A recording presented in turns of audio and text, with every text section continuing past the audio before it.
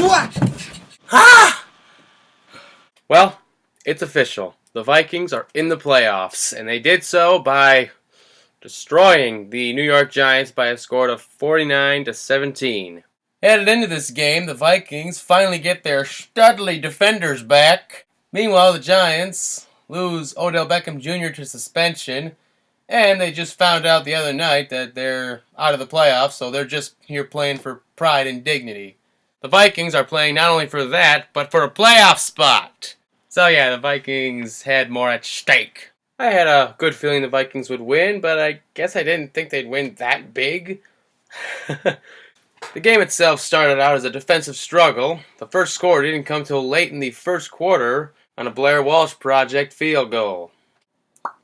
But earlier in the first quarter, an interception by Andrew Canseco, which was kind of the turning point in terms of the field position battle. On the Vikings' very next drive, we saw a 24-yard touchdown run by Jerick McKinnon get called back on a false start. However, 2 plays later, Teddy, back to pass. And Rudy's got it! That pass to Rudy looked perfect. The Giants responded with a field goal drive. And the momentum shifted in our favor big time when Manning, back to pass, pulled us to the right. Yes! Picked off by Harrison! Go! Go! That baby! That right there marked the 5th pick six that Eli Manning has ever thrown to the Vikings, as well as Harrison Smith's 4th pick six in his career, a Viking record. Unfortunately, the Blair Walsh Project's extra point hit the upright. Oh! How dare he miss the extra point! Get rid of him! But he made up for it by hitting a 50-plus yarder at the end of the half to make it 19-3. Yes, he made 5 field goals today. In the third quarter, the Giants trailing 22-3. Manning, back to pass. He throws to the left. Oh my God! Yes! It's picked off by Marlin. Go! Oh! Whoo! Captain just stepped out of bounds before he could reach the goal line. But no matter. 2 plays later, Adrian just barely punched it in. Trailing 32-3 late in the third quarter, the Giants finally found the end zone on a pretty nice 72-yard bomb from Eli to Reuben. Oh no! That hurt. That touchdown hurt. Now we're only up 32-10. Hey, come on, that's not very nice. The game is not over yet.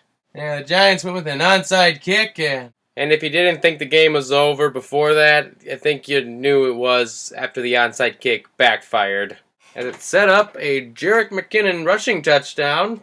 I also do think it's worth mentioning Jerick McKinnon's 68-yard touchdown run during garbage time. McKinnon receives a handoff. Ooh, he's going to hide a little bit, and then pew! So yeah, in the end, the Vikings won 49-17 and have clinched a playoff spot. Now next week, we play the Green Bay Packers, who looked like absolute shit. Was a beatdown when the Packers played the Cardinals, and I was happy. Whoever thought watching 2 slaughters would be so enjoyable? Now both teams are 10-5, and they play each other next week for the division title. This week, the playoffs. Next week, the division! I think one main thing we should focus on for next week is if we want to beat these guys, I think we need to put some pressure on Aaron Rodgers. I honestly feel he is every bit as vulnerable to the blitz as any other quarterback. Like, remember that time he threw that ill-advised pass, even though he had a guy open, but he didn't see him because he had a guy in his face? I think another key to our success is for us to run the ball better than them. Go AP and stop Eddie Lacy.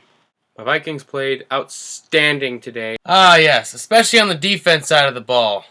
3 interceptions today. 1 more, and that would have been Manning's 3rd 4-pick day in his career, all against the Vikings. Today, we sacked Eli Manning 4 times, and 2 of them were by, what's-his-nuts? Tom Johnson?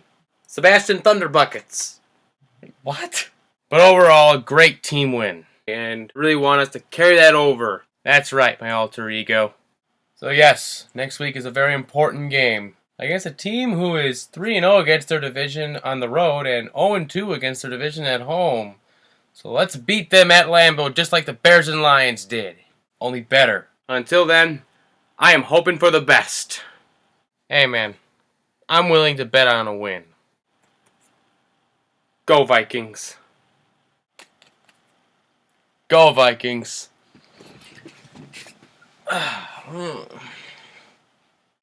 God, I need a girlfriend.